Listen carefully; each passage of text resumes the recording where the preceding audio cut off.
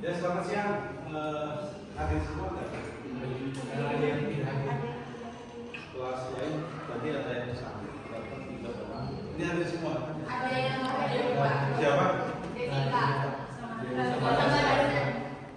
Devika itu yang minggu lalu ada ya? Ada. Sudah. Jadi kita kan sekarang pertemuan keempat nih. Tapi pertemuan ketiga masih ingat nggak minggu lalu apa?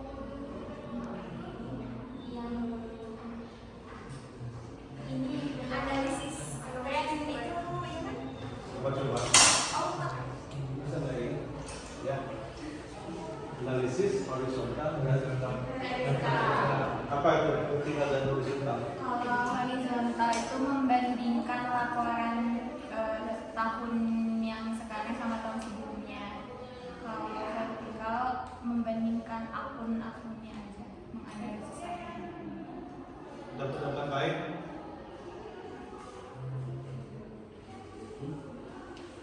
Benar sih, tapi ya kalau ada pendapat lain tadi horizontal itu yang minggu lalu ya, horizontal bandingin dengan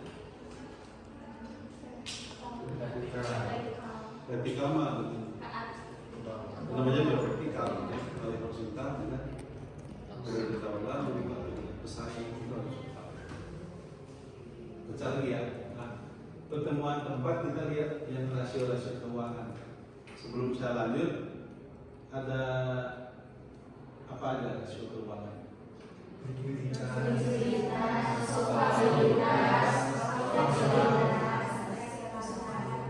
Rasio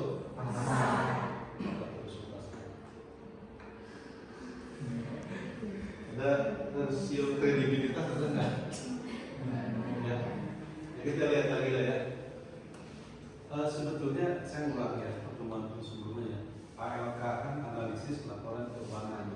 Berarti kan sebelum kita menganalisis harus tahu bahwa apa itu laporan keuangan. Coba apa aja seperti itu.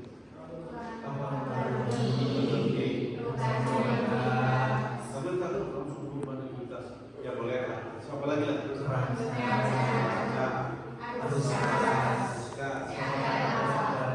Apa saya lupa?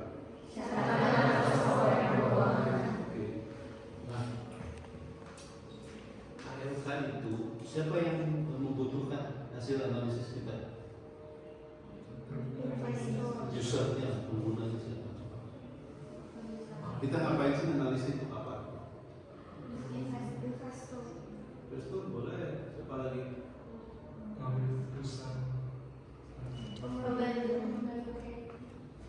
Kredit boleh. Siapa lagi kan butuh ya. Kalau kita mau ngasih kredit kita boleh bank nih. Berjualan kredit, dilihat laporan keuangan ya kan. Tadi likuiditas, mungkin kita beri terus. Likuiditas saya alihkan. Ini saya kenapa saya bilang saya menemukan untuk meningkatkan kualitas pengambilan keputusan secara internal atau secara eksternal. User tadi misalkan kreditor itu ya, investor juga kan. Hati-hati itu kalau beli saham kan harus pelajari dulu minimal kinerja keuangannya lah jadi salah satunya. Ada analisis lain untuk jadi investor.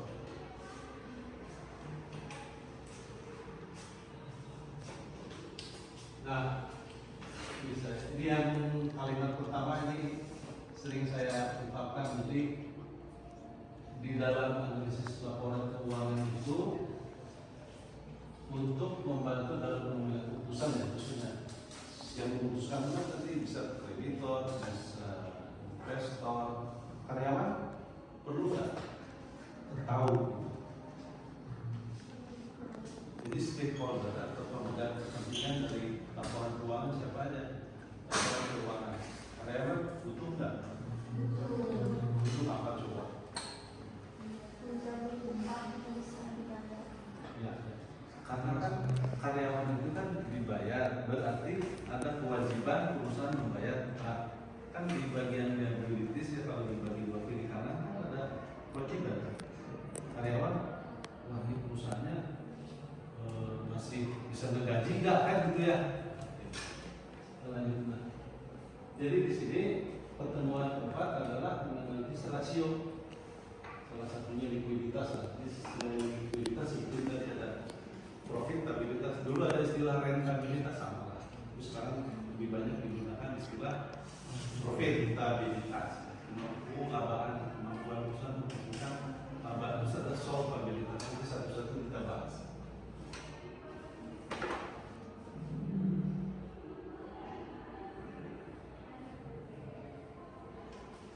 Nah, di situ ada istilah pemangku kepentingan dari stakeholder. Pertanyaan tadi ya, siapa saja yang memerlukan laporan keuangan dan sekaligus analisisnya kalau bisa. Walaupun si analis kan beda-beda. Kalau di internal perusahaan kan ada tuh yang analis untuk bagian perencanaan kan dulu.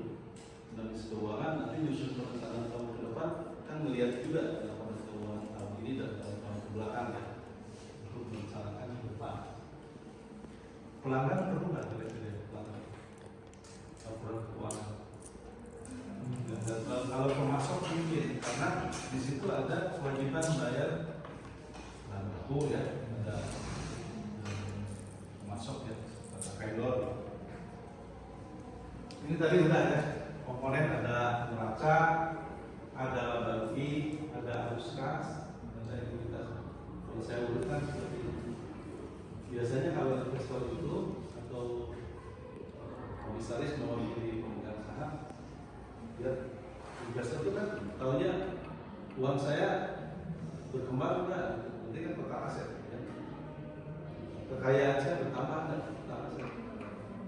Laporan laba rugi berarti kan tahun ini labanya berapa, tahun sebelumnya berapa. Laba rugi biasanya dibandingkan tadi dengan tahun-tahun sebelumnya atau dengan saing lah, kalau sudah ada pabrik kan biasanya laporan keuangan di pabrik atau di industri. Arus kas, nah arus kas saya menganalogkan dengan kalau di tubuh manusia itu darah yang sampai ke dalam itu arus kas itu arus kas macet gimana atau darah macet gitu. Akibatnya apa? Kalau kurang darah atau darah tidak lancar atau ya, pusing, kesemutan, stroke, pingsan, ya sampai harus kasus dari itu. Tiba-tiba karyawan belum dibayarkan gajinya, harusnya tanggal 1, ini udah tanggal 7, belum dibayar-bayar, itu bisa demo ya. Kalau kurang darah kan ada nambah darah, sama aja dengan kurang kas, pinjem gitu ya, ke bank atau siapa, harus kas. Harus kas masuk, harus kas keluar, ini kita lihat ya, cukup waktunya. Terakhir, perubahan modal. Modal kadang-kadang kalau perusahaan berkembang dari pinjaman, misalkan kebetulan masih susah dari pinjaman, tapi dia kaya gitu ya, terus nambah modal, jadi bisa masuk, itu harus masuk kan. Tapi perubahan ekuitas di sini lebih kepada pemupukan keuntungan apa ya di tanah dari perusahaan apa ditahan gitu. Kan laba itu bisa dibagi atau dividen bisa ditahan untuk mengembangkan perusahaan. Tapi kalau sebagai investor, kalau investornya sabar sih ya nanti aja, misalnya saya beli saham hari ini nanti dijual lagi ya, apa naik tinggi. Kalau yang pemilikan sahamnya sebentar suka mengharap itu dividen, dapat dividen. Kalau jumlah saham banyak, jumlah sahamnya dia dapat dividen. Kalau sahamnya sedikit kan enggak, dividen berapa, sahamnya segini. Itu paling-paling yang belajar saham, belinya sedikit, trading kebanyakan. Kalau beli saham sih sebetulnya tujuannya untuk investasi jangka panjang dan untuk penyebaran kepemilikan supaya kekayaan itu tidak dimiliki oleh beberapa gelintir orang. Tapi kalau banyak orang beli saham di pasar modal, kan menyebar kepemilikan, ada teorinya sendiri. Ini tujuan analisis laporan keuangan untuk menilai kinerja. Jadi seluruh aktivitas perusahaan, namanya juga perusahaan, badan usaha, kan diukurnya oleh kinerja keuangan ujung-ujungnya ya. Nah, kinerja keuangan itu merupakan hasil akhir atau dalam bahasa fisika atau resultan dari seluruh kegiatan perusahaan tercermin di dalam laporan keuangan. Ada istilah profitabilitas kan, itu kan aktivitas selama setahun. Kemudian kondisi keuangan atau posisi keuangan, dan juga melihat yang tadi likuiditas. Likuiditas itu kan kalau butuh cepat bisa. Butuh cepat itu utang dagang, utang butuh tempo, karyawan bulanan juga cepat itu kan harus dibayar dengan yang likuid, berarti kan kas, ala kas, gitu ya. Nggak bisa dibayar dengan gedung gitu ya, dibayar dengan mesin gitu bisa. Terus solvabilitas, kemampuan perusahaan untuk memenuhi untuk kewajiban jangka panjang, menyelesaikan kewajiban ini dalam jangka panjang. Makanya total aset yang dikatakan. Kemudian yang profitabilitas, misalnya kita untuknya berapa, tahun lalu berapa, terus industri sebetulnya tingkat profitabilitasnya berapa. Jadi selain analisis secara internal atau kita sendiri, mestinya dibandingkan juga dengan laporan perusahaan lain yang sejenis dengan kita, supaya kita tahu dalam persaingan itu siapa yang unggul. Kalau nggak unggul, ya ditingkatkan misalnya supaya kita lebih maju dari perusahaan yang lebih unggul. Vertikal horizontal kemarin sudah ya. Vertikal, misalkan kas dibagi dengan total aset berapa persen. Kas itu terhadap total aset vertikal. Jadi pembagian itu angka paling bawah istilahnya buat tambah lain. Ada juga disebutnya kalau di profitabilitas itu common size, misalnya produk A dibagi total sales, gitu ya. Produk B dibagi total sales, itu sama vertikal juga. Common size itu ya di perusahaan. Berapa persen kontribusi produk A terhadap keseluruhan pendapatan? Jadi kinerja per produk bisa dibagi total penjualan. Divisi A kontribusinya 30%, divisi B 40%, divisi C misalkan sekian. Itu ada portofolionya. Oh, jadi yang perlu dikembangkan yang mana nih? Yang perlu dipelihara yang mana? Ada analisisnya lagi.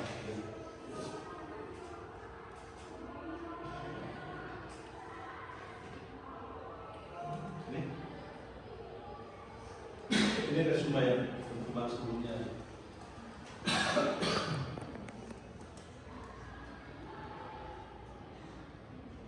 Nah, kalau horizontal, periode, kemudian tren, khususnya gitu ya. Jadi bukan membandingkan antara satu laporan, misalnya satu neraca, satu keundangan rugi. Dalam menilai kinerja ya, salah satu kinerja unggul itu memang harus dibandingkan tren terhadap data historis perusahaan kita sendiri dari tahun-tahun maju, naik, turun berapa. Kemudian bandingkan dengan industri. Industri misalkan tumbuh penjualan 15%, perusahaan kita 20%, kan jadi persoalan. Berarti kita ketinggalan dari industri. Satu lagi dibanding perusahaan terdekat yang mirip, dia kok bisa tumbuh 30%, kok kita cuma 20%, ada apa ya? Kalau bersaing kita harus mikir lagi. Jadi supaya ada kinerja unggul. Jadi tidak hanya membandingkan tren terhadap diri kita sendiri. Nah, kita masuk ke materi keempat, yaitu kita menghitung rasio keuangan. Likuiditas, tadi saya sudah sampaikan di pendahuluan. Ini mengukur kemampuan perusahaan untuk memenuhi kewajiban jangka pendek. Tadi ada bilang gaji karyawan, gaji pegawai, ada badan dari vendor ya, vendor. Kemudian kewajiban apa lagi ya? Serem. Pinjaman dari tempo ya, bisa bunganya bisa berapa? Nah, cara mengukurnya adalah aset lancar yang likuid kan ada juga likuiditas yang likuid. Pembaginya tentu kewajiban yang likuid juga yang lancar. Makanya di dalam neraca kan susunannya dari atas ke bawah itu dari yang paling likuid sampai yang tidak likuid. Aset tetap tidak likuid. Ini jual tanah, bangunan, pabrik, mesin apa gampang. Makanya sebutnya aset tetap. Kalau kas likuid lah. Kewajiban itu kan ada yang jangka panjang, dikeluarkan tidak sebagai tidak sebagai kewajiban yang lancar ya. Jangka panjang bisa dalam melihat current ratio, current sebelah. Ada lagi yang lebih cepat, persediaan lagi, karena persediaan itu kan tergantung produknya macam-macam ya. Kalau barang jadi kan tidak segampang itu kan menjual menjadi kas gitu. Makanya dikeluarkan cepat misalkan bayar gaji, nah ini perusahaannya elektronik, gaji pegawai dibayarnya pakai kulkas itu kan nggak bisa. Gaji pegawai dibayar pakai printer gitu. Persediaan kalau barang penjualannya itu ya. Itu ada uangnya. Jadi current ratio aset lancar tadi dibagi termasuk itu ya sudah berharga kalau cepat bisa cepat dijual. Misalkan punya saham yang liquid, saham yang bagus kan bisa cepat dijual. Tidak dijual apapun. Dekat-dekat ke setara kas gitu ya. Liquid. Tapi kalau persediaan kan agak susah. Saya dikeluarin kalau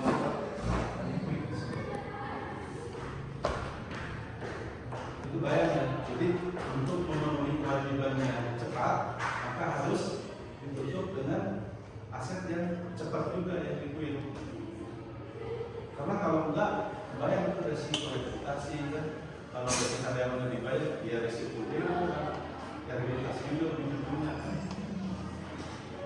Vendor juga nanti mau ngasih lagi lah kalau biar kondisi kayak gitu. Jadi dampaknya agak luas. Ini profit ya. Jadi seberapa bagus, seberapa baik perusahaan dalam menghasilkan laba. Namanya juga usaha itu ujung-ujungnya laba. Badan usaha, ya usaha itu harus laba. Kalau nggak laba ya kalau membuat usaha itu nirlaba. Ada laba dibanding terhadap aset, ada laba dibanding terhadap modal, laba dibandingkan terhadap penjualan. Jadi margin satu lagi laba dibanding investasi di sini saya tulis. Nanti bisa dapat ROA, ROE, ROS, ROI. Kalau saya bikin pabrik tahun ini balik modal apa dari laba kan investasi, tidak ada investasi khusus, hanya dengan investment. Mirip dengan ROS karena equity kan kepemilikan, tapi kalau bikin project pasti ROI. Tapi kalau saya sebagai pemegang saham dia akan investasi, maka ROI dan ROI jadi sama aja. Nah, kalau return on sales itu dari laba bersih, berarti kan dikurangi biaya diskon, apalagi sales operasional dibagi pendapatan. Kalau laba dibagi pendapatan semakin besar, berarti kan margin makin besar, margin keuntungannya makin besar. Nah ini yang untuk efisiensi. Itu biasanya saya bandingkan dengan perusahaan lain kalau tidak ada datanya. Mana yang paling efisien? Kita atau perusahaan lain?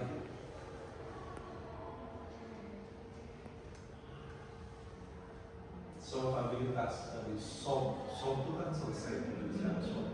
Kewajiban jangkanya bisa kita selesaikan. Bayangkan kalau perusahaan ini dihentikan, dilikuidasi, seluruh kewajiban itu harus tuntas. Ya, yang pendek apalagi tadi sudah dibahas kapannya. Boleh jadi nanti kewajiban itu ya dengan seluruh aset kita kalau dihitung cukup nggak untuk membayar kewajiban itu. bisa diukur dengan modal sendiri dan equity dan terhutang dengan modal. Kalau udah cukup, ya aset yang lain bisa ada sisa, kan? Atau yang kedua, kalau modal nggak cukup, coba dilihat dibagi dengan total, bandingkan dengan total aset. Kalau total kewajiban dibandingkan dengan total aset lebih dari 1, berarti kan kurang untuk menutupi kewajiban. Jadi si debt to equity ratio atau debt to asset ratio harus di bawah 1. Harus di bawah 1 artinya kewajiban tidak lebih besar daripada kemampuan kita untuk membayarnya. Jadi angkanya harus di bawah 1. Paling mentok 1 lah. Cuma kan kalau membayar kewajiban yang panjang itu, kita jual aset tetap kan mudah juga. Makanya kalau semakin lebih kecil dari 1 kan semakin baik. Makanya ada lagi satu rasio aktivitas diukur dengan perputaran aset. Kemudian rasio aktivitas itu diukur juga dengan perputaran persediaan. Jadi untuk melihat efisiensi dari aktivitas kita bisa diukur dengan 2 hal. Efisiensi atau produktivitas. Jadi kalau yang pertama itu adalah perputaran aset, berapa kali aset yang kita gunakan itu berputar dalam setahun. Bisa bersifatan tadi pendapatan berlipat-lipat dibanding total aset yang berapa dalam setahun, ukurannya setahun. Sama itu juga APP itu, APP kan biaya yang dikeluarkan dan apa komponen APP itu? Komponen APP apa ya? Pembelian bisa ada 3 kalau saya kasih tahu. Bahan baku, tenaga kerja, kalau bahan penolong maksudnya itu bahan yang baik hati ya. Bahan penolong itu dibandingkan dengan rata efisiensi dalam setahun itu berapa kali mutarnya itu. Jadi semakin sering mutar balik lagi waktu balik lagi kayak tuyul balik lagi atau kulit balik lagi, semakin aktif, semakin produktif. Aktivitas. Makanya laba rugi itu kan disebutnya dalam produktivitas kan, karena aktivitas selama setahun itu dengan ujungnya memang di neraca ya, berapa kekayaan kita bertambah menjadi berapa, perubahan likuiditas juga dari A menjadi B itu bertambah perubahan likuiditas. Modal kita nambah kalau tidak dibagikan menjadi dividen.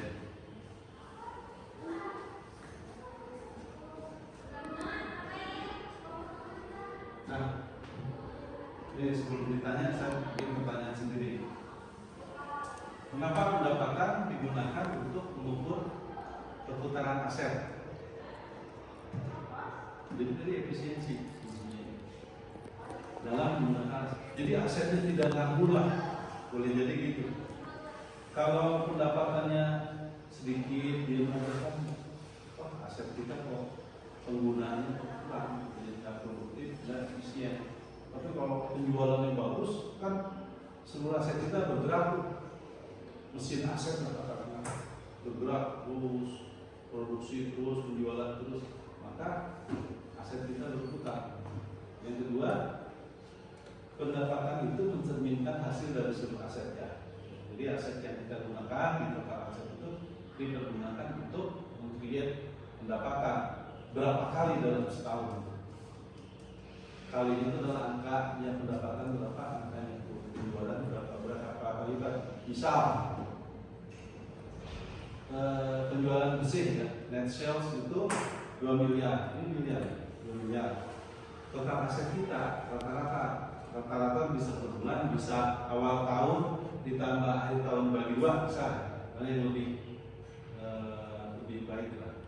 Sederhananya itu awal tahun, akhir tahun bagi 2, 1 miliar misalnya, rata-rata. Maka aset itu 2 kali lipat dari sekali. Artinya setiap rupiah yang kita keluarkan, misalnya 1 rupiah, itu menghasilkan 2 rupiah. Saya naruh duit 1 rupiah,